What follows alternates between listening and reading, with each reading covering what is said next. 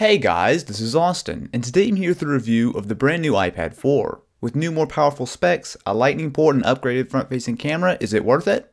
Judging from the tons of comments I got on my unboxing, it's clear that Apple didn't do a great job letting people know there actually is a new iPad. Over on their site, the iPad 3 has disappeared. In fact, it's hard to tell there's anything new unless you go to the tech specs to see the A6X processor. Take a look at the iPad 4 and you'll have a hard time telling it apart from the iPad 3. The only physical difference is a lightning port on bottom instead of the older 30-pin connector. In fact, the iPad 4 is practically identical, so if you've ever seen or owned an iPad 3, you'll know exactly what you're getting here. The 9.7-inch Retina display is still among the best screens on any device, and the tablet is fairly large and heavy, especially when you compare it to the iPad mini.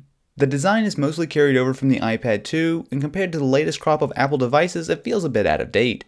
The biggest change here is internal. Powering the iPad 4 is a new Apple A6X system on a chip. You'll find a dual-core design clocked at 1.4 GHz along with much improved quad-core graphics. The iPad 3 was almost a downgrade in terms of speed, but everything is considerably faster with this version. Games like Need for Speed Most Wanted take full advantage of the Retina display and look fantastic. Just going through iOS and surfing the web is faster and smoother, which is a big plus. Put simply, this is what should have shipped in the iPad 3.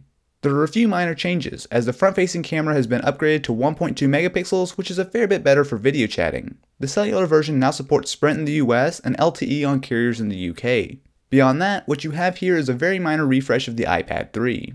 Battery life is the same at around 10 hours, iOS 6 is identical, and it works with all the same apps as every other iPad. It's as simple as this: if you already own an iPad 3, there's really no reason to upgrade.